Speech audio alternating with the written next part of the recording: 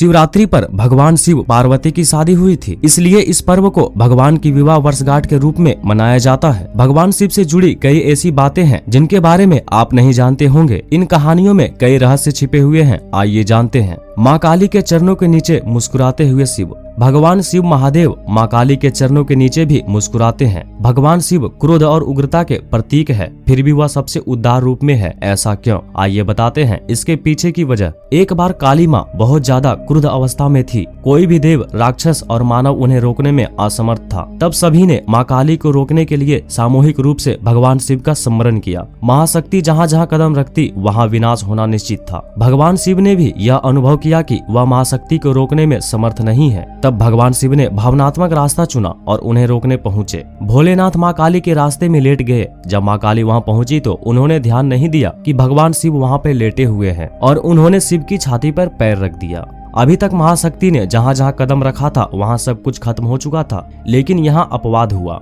माँ काली ने जैसे ही देखा कि भगवान शिव की छाती पर उनका पैर है, उनका गुस्सा शांत हो गया और वह पश्चाताप करने लगी। इस एक कहानी से हम बहुत कुछ सीख सकते हैं। यह मायने नहीं रखता है कि हमारे पास कितने संसाधन हैं और हम कितने शक्तिशाली हैं। कई बार ऐसे मौके आते हैं जब हमें सोचकर समझकर परिस्थितियों को संभालना पड़ता है। हर मुश्किल का हल निकाला जा सकता है अगर सूझबूझ से फैसला लिया जाए तो। माँ पार्वती की ली थी परीक्षा। हम में से कुछ लोग ही जानते हैं कि भगवान शिव ने माँ पार्वती की परीक्षा ली थी। पार्वती माँ से विवाह करने से पहले भगवान शिव ने उनकी परीक्षा लेने की सोची। भोले ने ब्राह्मण का रूप धारण किया और पार्वती के पास पहुँचे। उन्होंने पार्वती माँ से पूछा कि वह भगवान शिव जैसे भिखारी से विवाह क्यों करना चाहती है, जिसके पास कुछ नहीं है। यह सुनकर माँ पार्वती क्रोधित हो गई। उन्होंने कहा कि वह शिव के सिवा किसी और से विवाह नहीं करेगी। उनके इस उत्तर से भगवान शिव प्रसन्न हो गए। वह अपने असली रूप में सामने आ गए और पार्वती से विवाह करने को राजी हुए।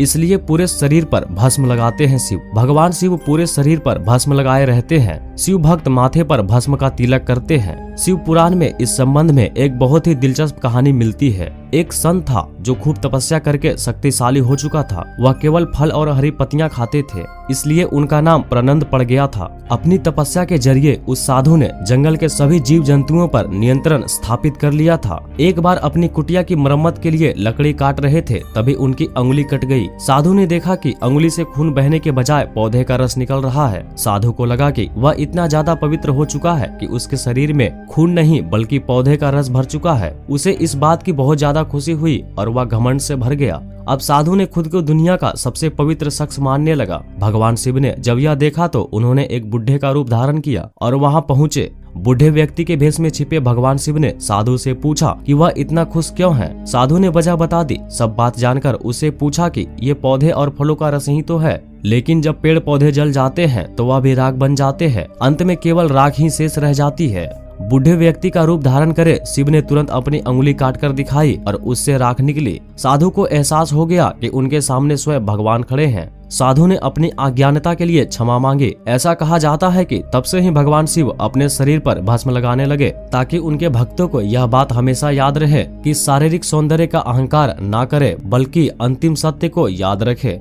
भगवान शिव ने दिया था सुदर्शन चक्र। भगवान विष्णु के हाथों में हमेशा सुदर्शन चक्र सुशोभित रहता है। यह सुदर्शन चक्र भगवान शिव ने ही भगवान विष्णु को दिया था। एक बार भगवान विष्णु शिव की आराधना कर रहे थे। विष्णु देवता ने भोलेनाथ को प्रसन्न करने के लिए हजारों कमल बिछा रखे थे। भगवान शिव यह देखना चाहते थे कि भगवान शिव की भक्ति में कितनी तत्परता है, इसलिए उन्होंने एक कमल उठा लिया। भगवान विष्णु सहस्त्र नाम लेते हुए शिवलिंग पर हर बार कमल का फूल चढ़ा रहे थे। जब विष्णु हजारवां नाम ले रहे थे तो उन्होंने पाया कि शिवलिंग पर अर्पित करने के लिए कोई भी फूल शेष नहीं रह गया है। तब भगवान विष्णु ने अपनी आंख निकालकर शिव को अर्पित कर दी। भगवान विष्णु को कमल नयन कहा गया है, इसलिए कमल के फूल के बजाय उन्होंने अपना नेत्र अर्पित कर दिया। अटूट भक्ति को देखकर भगवान शिव ने भगवान विष्णु को सुदर्शन चक्र भेंट किया। अमरनाथ गुफा की कहानी। भगवान शिव के भक्तों के लिए अमरनाथ गुफा बहुत महत्वपूर्ण है। जब माँ पार्वती ने भगवान शिव से अमरता का रहस्य बताने के लिए कहा तो वह गुफा की ओर निकल गए। गुफा जाने के रास्ते में उन्होंने कई कार्य किए, इसलिए गुफा जाने का पूरा रास्ता चमत्कारिक माना जाता है। अमर कथा के रहस्य बताने के क्रम में भगवान ने अपने पुत्र, वाहन आदि को निर्जन स्थानों पर छोड़ दिया। ये सभी स्थल तीर्थ स्थल बन गए। पौराणिक कथाओं के मुताबिक भगवान शिव गुफा तक पहलगांव से होते हुए पहुँचे थे।